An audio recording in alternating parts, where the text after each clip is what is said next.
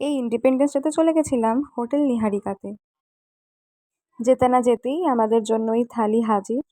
এই থালিতে ছিল মোটামুটি 19 রকমের পদ, বাট দাম ছিল মাত্র 249। ভাবা যায় যে এরকমভাবে কেউ এত সুন্দর আতিথেয়তা করবে? আমি তো ভাবতেই পারি না। তার উপরে স্টাফদের এত ভালো বিহেভিয়ার, ওদের হসপিটালিটিটা খুব সুন্দর ছিল, মানতেই হবে। প্লাস আরেকটা জিনিস আমার খুব ভালো লেগেছিল, সেটা হচ্ছে ক্রাউড ম্যানেজমেন্ট। এত সুন্দরভাবে ওরা ম্যানেজ করেছিল।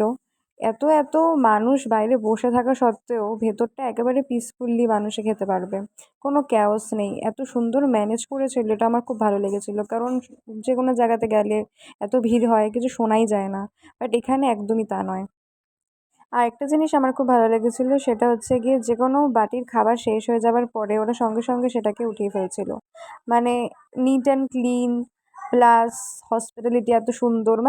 মানে আমার মা তো বলেই ফেললো যে অবজেকশনের কোনো জায়গাই নেই। মানে এত সুন্দরভাবে ওরা সব কিছুকে প্রপারলি মেনটেন করেছে, ভাবাই যায় না। তো এটা একেবারে হাইলি রেকমেন্ডেড। তো এটা চলবে 15 আগস্ট টু 24 আগস্ট। তো কেউ যদি এত সুন্দর হসপিটালিটি পেতে চাও, প্লাস এত সুন্দর সুন্দর খাবার খেতে চাও মাত্র 249-এ, তাহলে একেবারে দৌড়ে চলে যাও। সব রান্নাই খুবই ভালো ছিল। এখানে পুরো মাছের ডিমের বড়া থেকে শুরু করে মাটন পর্যন্ত সব কিছু ছিল। মানে কোথাও আলু সেদ্ধ দেয় সেটাও আমি জানতাম না, এরা আলু সেদ্ধও দিয়েছিল। আর আলু সেদ্ধ আমার খেতে খুব ভালো লাগে, তো আমার খুব ভালো লেগেছিল। প্লাস আলু সেদ্ধ, মাছের ডিমের বড়া, তারপরে আলু ভাজা, মুড়ো ভাজা, বেগুন ভাজা সব দিয়েছিল। ডাল দিয়েছিল, তারপরে শুক্তো দিয়েছিল, আলুর দম দিয়েছিল, পাবদা মাছ দিয়েছিল। মানে আমার যা যা ফেভারিট সব দিয়েছিল। আমি ডাল আর শুক্তোটা খাইনি, কারণ বাকি চিকেন আর মাটন না হলে আমি খেতে পারতাম না। তো আমি ভালো করে তারপরে মাটনটা খাচ্ছিলাম। আর মাটনটা ভাই, আমি তো ভাবতেই পারিনি এত সুন্দর সেদ্ধ হবে। কোথাও আমি এত ভালো মাটন সেদ্ধ হয়েছে দেখিনি। এটা দারুণভাবে সেদ্ধ করেছিল। প্লাস আরেকটা ব্যাপার হচ্ছে গিয়ে, খেয়ে দেয়ে না কারোর কোনো অস্বস্তি হবে না।